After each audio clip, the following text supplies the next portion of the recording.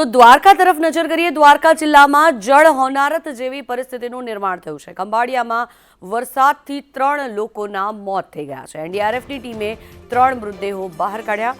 વરસાદી પાણીમાં ડૂબી જવાના કારણે થઈને આ યુવકોના મોત થયા હોવાનું સામે આવી રહ્યું છે। ખંભાળિયામાં સતત ઉપરવાસમાં જે વરસાદ વરસી રહ્યો છે તેના કારણે થઈને 3 લોકોના મોત થયા છે। મૃતદેહ બહાર કાઢવામાં આવ્યા। 3 એનડીઆરએફની ટીમ કામે લાગેલી છે। સતત લોકોને મદદમાં આવી રહી છે ત્યારે વરસાદી પાણી સતત ભરાઈ રહ્યા છે।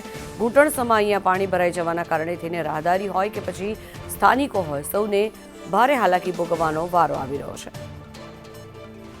દ્વારકા જિલ્લામાં સતત વરસાદના કારણે થઈને આ પરિસ્થિતિનું નિર્માણ થયું છે। આ દ્રશ્યો જે આપ જોઈ રહ્યા છો દ્વારકા જામ ખંભાળિયાના આ દ્રશ્યો છે કે જ્યાં ઉપરવાસમાં સતત વરસાદના કારણે થઈને ઘૂંટણસમાં પાણી ભરાઈ ગયા છે। સતત રોડ રસ્તાઓ પર પાણી ભરાઈ જવાના કારણે તેને વાહન ચાલકોને પણ ભારે હાલાકીનો સામનો કરવો પડી રહ્યો છે। તો આ પરિસ્થિતિ જે સર્જાઈ છે જળ હોનારત થઈ રહી હોય તે પ્રકારની અહીંયા પરિસ્થિતિ લોકોને પોતાના ઘરની બહાર ન નીકળવા માટે પણ તંત્ર દ્વારા અપીલ કરવામાં આવી રહી છે।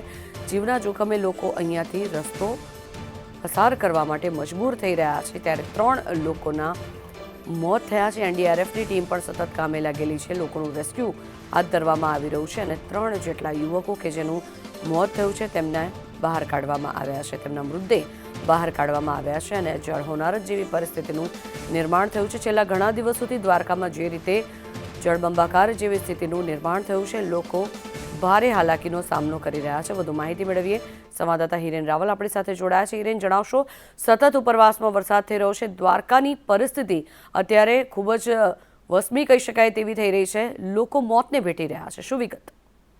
દ્વારકા તાલુકાની અંદર સતત અવિરત વરસાદ જે પ્રકારે પડી રહ્યો છે અને એના જ કારણે ગ્રામ્ય વિસ્તારોમાં કેટલાક લોકો ફસાવાની ઘટનાઓ ગઈકાલથી સામે આવી હતી અને એના કારણે 3 લોકોના મૃત્યુ થયા છે કે જે પાણીમાં ફસાયા હતા।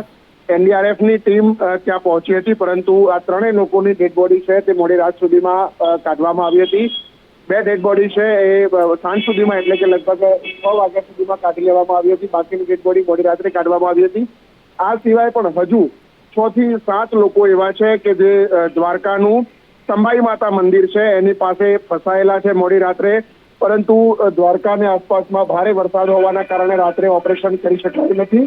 વહેલી સવારે જો હવામાન સારું હશે તો એનડીઆરએફની ટીમ દ્વારા ફરીથી ત્યાં આ 10 થી 12 લોકોને બચાવવા માટે ઓપરેશન શરૂ કરવામાં આવશે। આભાર હિરેન સમગ્ર માહિતી બદલ।